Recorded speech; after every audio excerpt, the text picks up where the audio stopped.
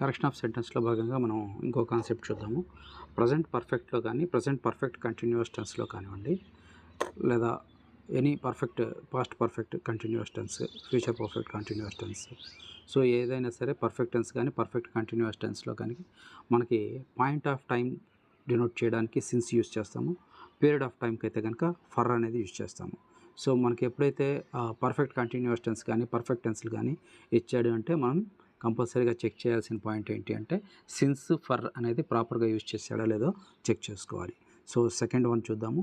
She has not been coming here for marriage for her marriage. ఇక్కడ for her marriage కాదండి, since her marriage అనేది ఉండాలి. కాబట్టి right answer ఏంటి అంటే కనుక she has not been coming here since her marriage. ఆమె పెళ్ళైనప్పటి నుంచి రావడం లేదు. సో కాబట్టి మనకి సిన్స్ అనేది యూజ్ అవుతుంది. నెక్స్ట్ థర్డ్ వన్ చూద్దాము. Lata has sung for films since the last 40 years. So last 40 years అనేది పీరియడ్ ఆఫ్ టైం అవుతుంది. కాబట్టి పీరియడ్ ఆఫ్ టైంతో మనం సిన్స్ కాదు ఫర్ అనేది యూజ్ చేయాలి. కాబట్టి Lata has sung for films for the last 40 years అనేది కరెక్ట్ ఆన్సర్ అవుతుంది. నెక్స్ట్ ఫోర్త్ వన్ చూద్దాం. It has been raining for Sunday last అన్నాడు. సో మనకి సండే నుండి వస్తుంది అన్నాడు. సో పాయింట్ ఆఫ్ టైం కాబట్టి సిన్స్ అనేది యూజ్ చేయాల్సి ఉంటుంది.